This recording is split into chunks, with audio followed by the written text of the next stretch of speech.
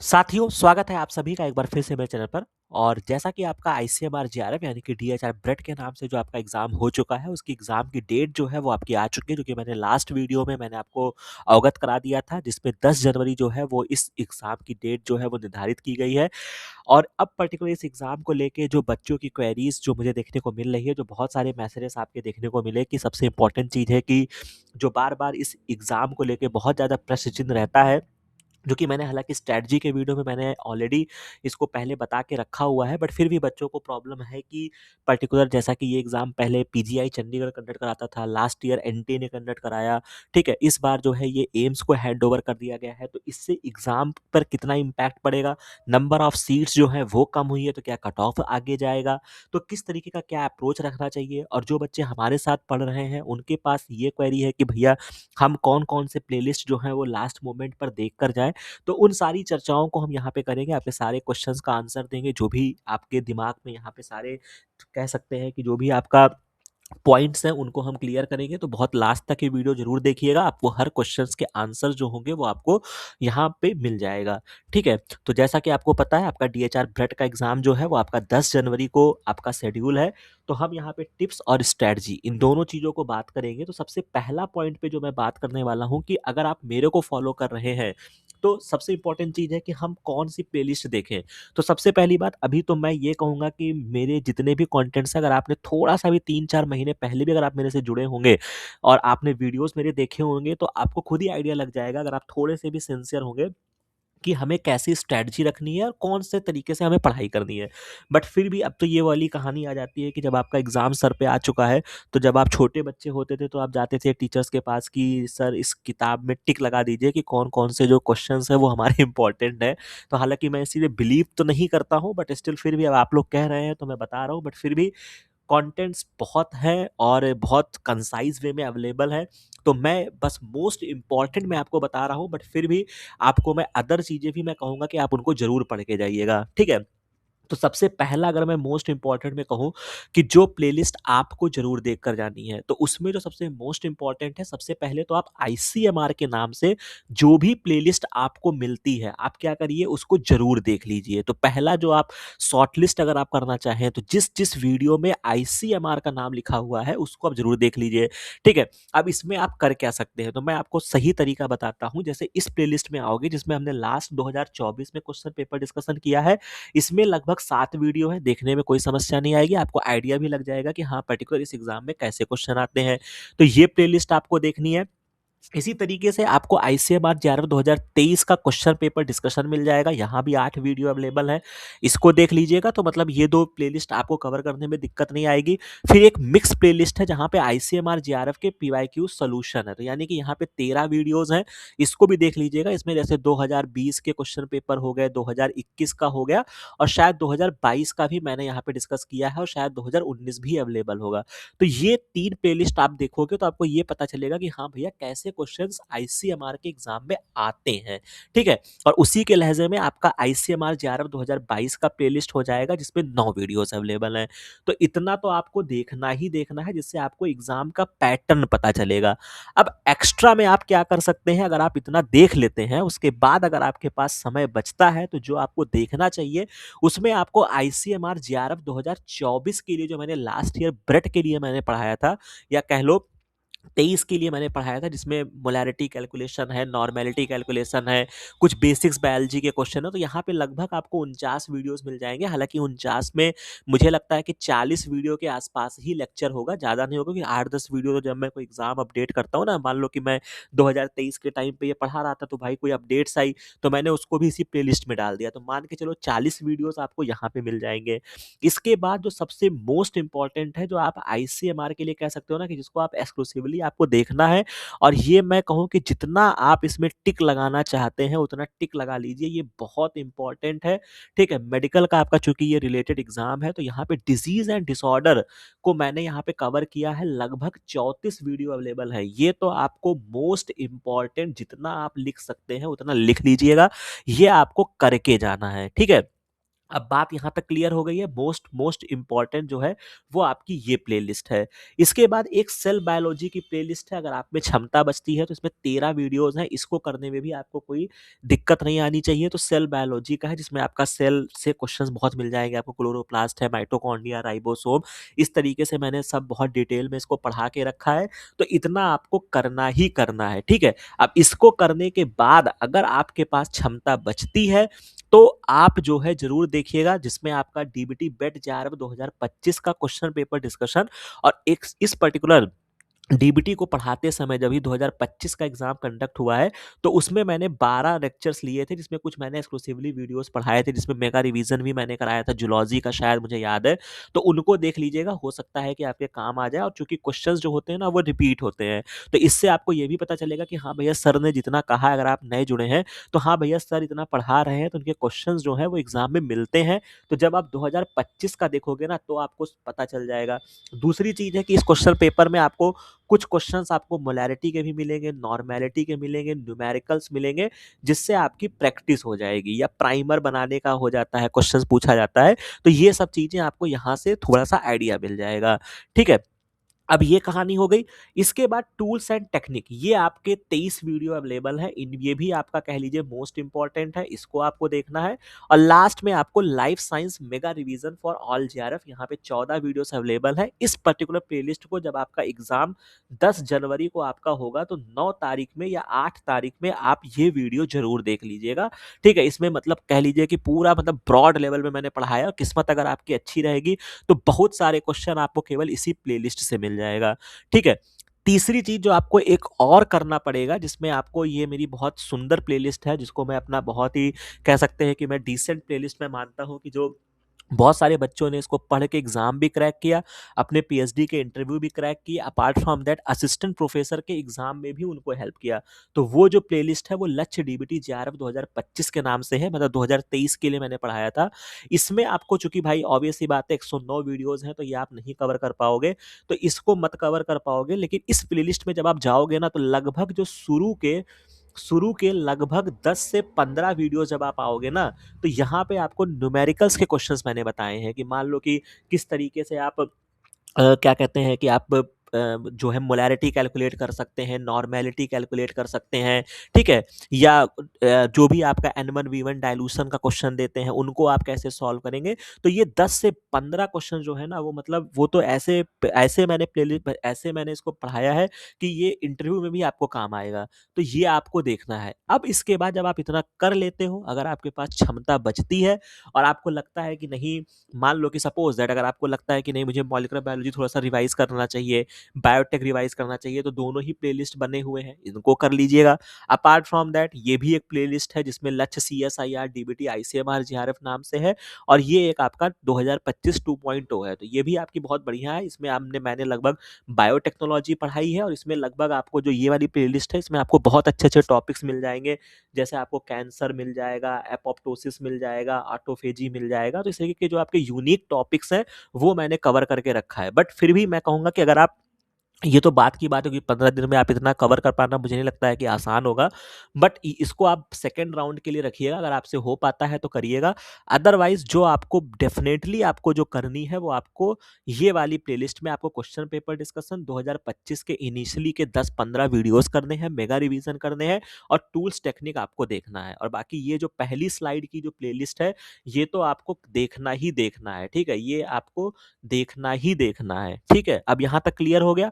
और मुझे लगता है कि 15 दिन आपके शेष बचे हैं जिसमें 12-14 दिन ही आप पढ़ाई करोगे, तो इतना ही कर लो, बहुत बड़ी बात है, ठीक है। और जो बच्चे शुरुआती तौर पे जुड़े हुए हैं उनको तो बहुत आनंद आ जाएगा अगर वो इस तरीके से रिवीजन करके चले जाते हैं एग्जाम में, ठीक है। और जब पर्टिकुलर एग्जाम देंगे तो बहुत क्वेश्चंस उनको वहाँ पे देखने को मिलेगा। तो ये कहानी क्लियर हो गई। यहाँ तक मुझे लगता है कि अब आपके सारे क्वेश्चंस के आंसर मिल गए हैं।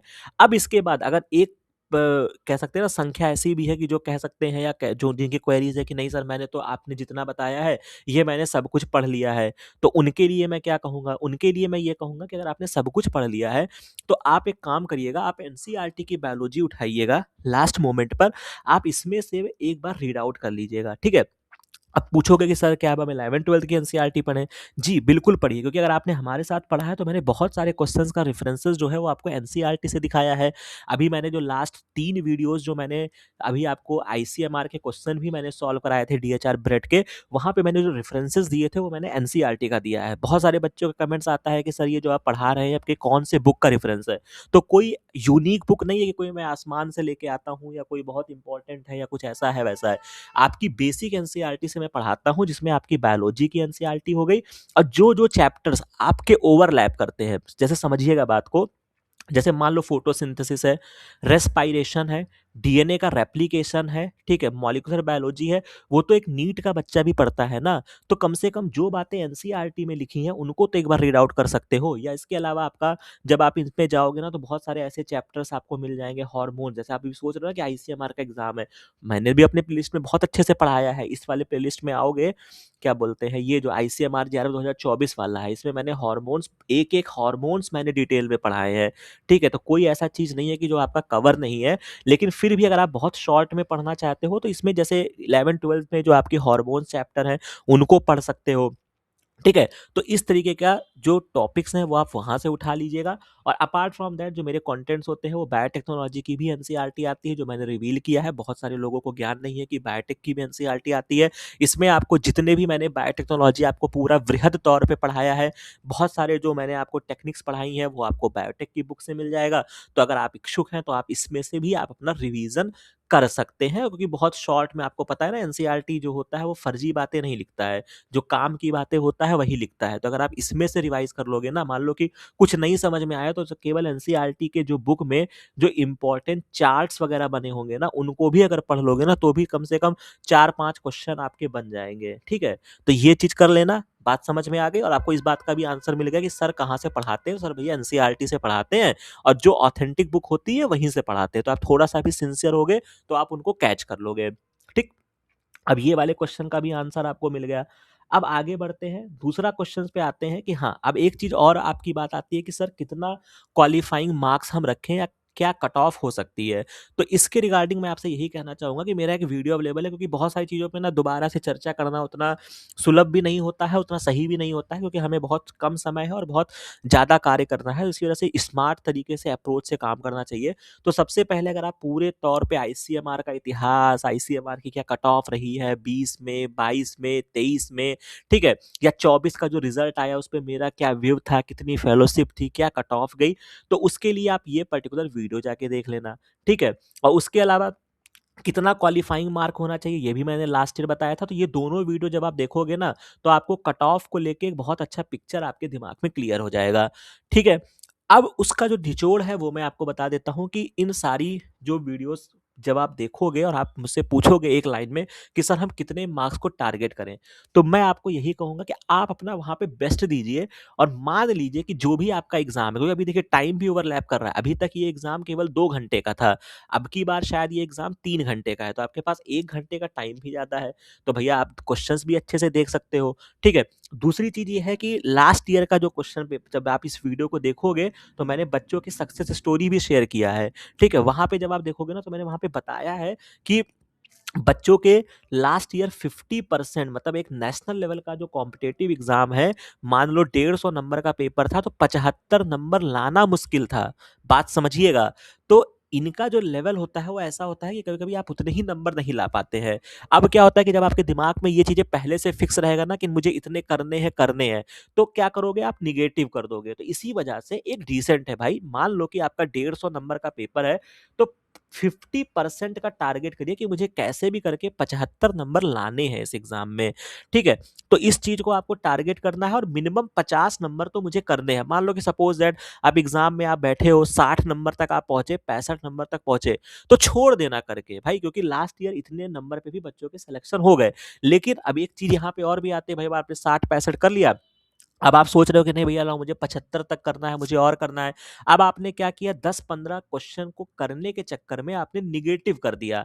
तो यानी कि 60-65 नंबर जो आने वाले थे वो कन्वर्ट हो गए आपके 50 और 55 में। तो ये गलती मत करिएगा। अगर आप एक मीडियम लेवल पे भी नंबर आप स्कोर कर रहे हैं तो अपना बेस्ट करके वहाँ पे छोड़ दीजिएगा।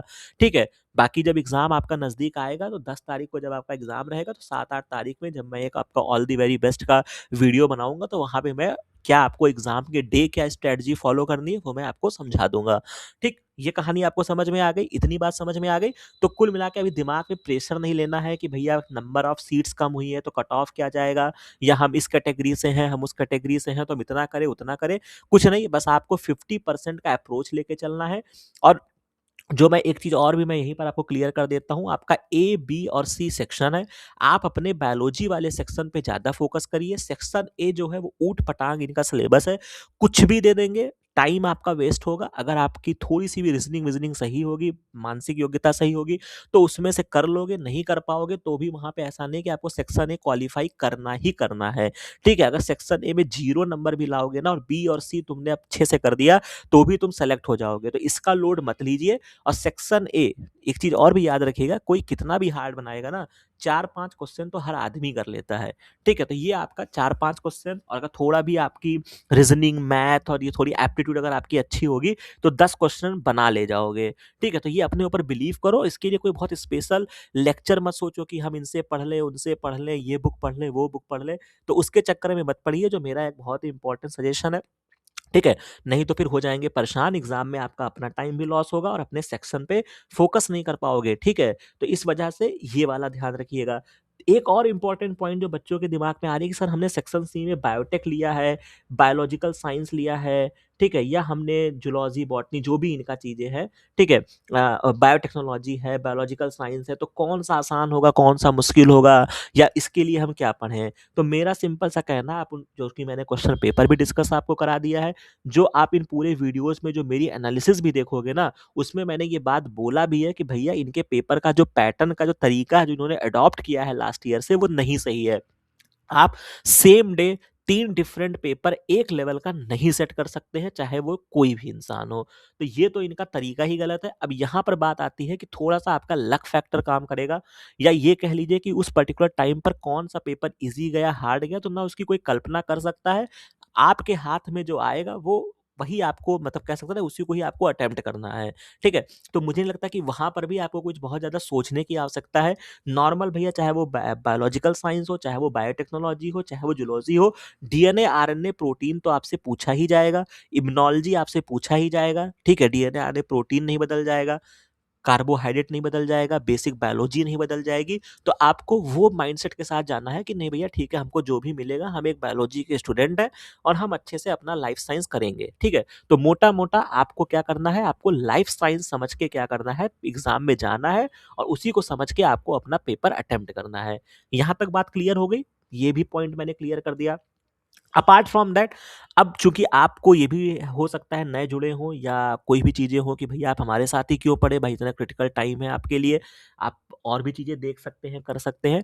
तो उसके लिए चूँकि लास्ट ईयर जब आपका एग्ज़ाम आईसीएमआर, जेआरएफ से डीएचआर ब्रेड की तरफ गया था, कि किसी को भी नहीं पता था कि कैसा यहाँ पे एग्ज़ाम का पेपर आएगा, क्या चीज़ें होंगी।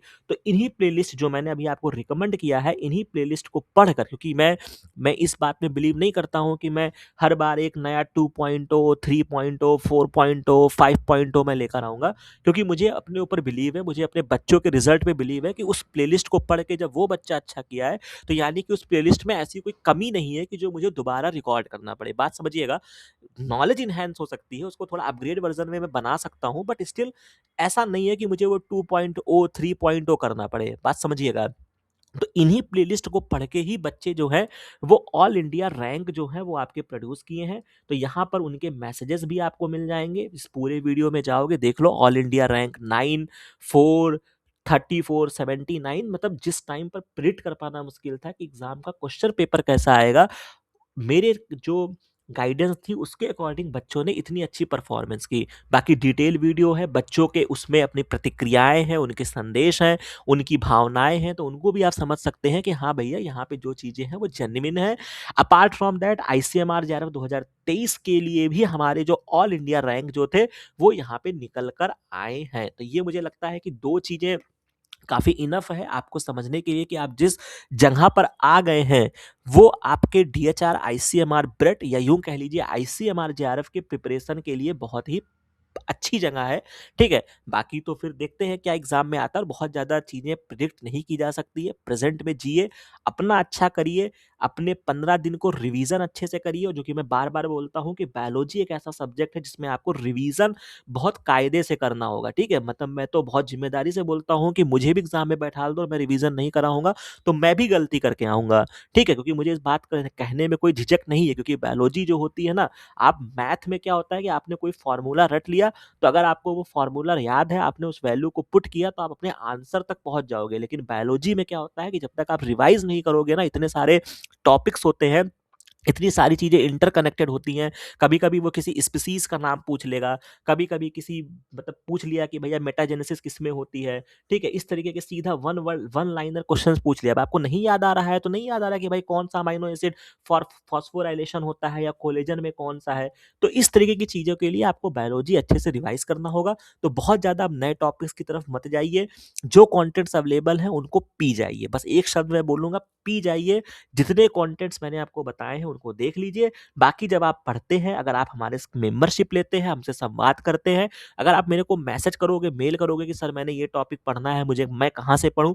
वो भी मैं आपको बता दूँगा। तो कोई दिक्कत नहीं है, तो शर्माना नहीं, अच्छे से पढ़िए। कंटेंट्स मतलब फोटोसिंथेसिस, रेस्पिरेशन, इम्यूनोलॉजी बहुत अच्छे से मैंने कवर करके रखा है, ठीक है? तो उन सब चीज़ों को बहुत अच्छे से देख कर जाइए, बेसिक बायोलॉजी पढ़ के जाइए, बायोकेमिस्ट्री पढ़िए, ठीक है? मोटे-मोटे जो टॉपिक्स होते हैं ना, जहाँ से आपको सोचने में भी अच्छा लगेगा, करने में भी अच्छा लगेगा, ठीक है? बायोटेक हो गया, मॉलिक्यूलर बायोलॉजी हो गई, मॉलिक्यूलर बायोलॉजी में DNA, RNA, protein, lac operon तक की स्टोरी आ गई, ठीक है? टूल्स टेक्निक में आपकी इतनी सारी टेक्निक्स हैं, तो इतनी चीज़ों को आप कवर करके जाइए, ठीक है? और बाकी तो फिर ऑब्वियस सी बात है कि इतना बड़ा एग्ज़ाम है कि आप और हम किसी भी चीज़ पे क्लेम भी नहीं कर सकते हैं कि भैया आपने सिलेबस में ये दिया था और आपने ये पूछ लिया या ये चीज़ तो हमारे मतलब बायोलॉजिकल साइंस में नहीं आता है, आपने कैसे पूछ लिया? तो वो सब आप क्लेम व्लेम कर भी नहीं पाओगे, तो उन सब चक्कर में फँसने की कोई आवश्यकता भी नहीं है। तो इसी वजह से शॉर्ट और अपने एफ़िशिएंट तरीके से जो है वो आप पढ़ाई करिए, ज़्यादा उसमें उलझिए नहीं, अच्छे तरीके से देखिए वीडियोज़ को, पढ़िए, ठीक है? मेंबरशिप लीजिए, जहाँ पे कोई चीज़ आपको नहीं समझ में आती है, मेरे से संवाद करिए, मैं आपको बताऊँगा कि हाँ भैया ये टॉपिक पढ़ लीजिए, ये चीज़ें कर लीजिए, ऐसा कर लीजिए, ऐसा कर लीजिए। तो मोर और लेस यहाँ पे मैंने सारे क्वेश्चंस के आपके आंसर्स दे दिए हैं। मुझे लगता है कि आपको भी अपने क्वेश्चंस के आंसर्स मिल गए होंगे, ठीक है? कि क्या-क्या हमें लास्ट मोमेंट पे पढ़ना चाहिए और बाकी कहीं पर कोई दिक्कत आती है तो कमेंट सेक्शन में बता दीजिएगा, ठीक है? तो मुझे लगता है कि ये वीडियो इतना यहाँ तक सफिशिएंट रहा है। आपके जितने भी क्वेश्चंस थे वो मैंने आंसर्स कर दिए हैं। बाकी 1-2 चीज़ें और है कि क्या सर आप कुछ लास्ट मोमेंट पे लेक्चर्स लेंगे? हाँ, डेफ़िनेटली लेंगे। कुछ चीज़ें हैं हमारे ज़हन में, वो बस 2-4 लेक्चर्स हैं जो मैं कुछ आपकी पीवाईक्यूज़ की प्रैक्टिस में कराऊँगा, ठीक है? अपार्ट फ्रॉम दैट मुझे लगता है कि कुछ ऐसी चीज़ें शेष रह गई हैं कि जो मुझे करना चाहिए और अब तो चूँकि 15 दिन का टाइम बचा है तो कुछ करने का विशेष फ़ायदा भी नहीं होने वाला है, क्योंकि जितनी चीज़ें अवेलेबल हैं आप उतना ही पढ़ लीजिए, वही आपके लिए बहुत कह सकते हैं ना कि बहुत कारगर सिद्ध हो जाएगा, ठीक है? तो आपको अब नई चीज़ें ना पढ़नी चाहिए, ना नई चीज़ों में उलझना चाहिए, बस अपना रिवीज़न अच्छे से करिए और अगर आप मेरे से जुड़ते हैं, तो 2, 4, 5 लेक्चर जो मुझे ऐसा लग रहा है कि मैं उनको आपको प्रोवाइड कराऊँगा, तो उनको आप देख लीजिएगा, ठीक है? तो ये चीज़ें थी, तो मुझे लगता है कि यहाँ तक आपको सारे क्वेश्चन्स, सारी क्वेरीज़ के आंसर मिल गए होंगे। बाकी ये वीडियो अच्छा लगा हो तो अपने हित मित्रों में इसको ज़रूर साझा करिएगा। बाकी मिलते हैं नेक्स्ट वीडियो में, नेक्स्ट इन्फॉर्मेशन के साथ। Thank you very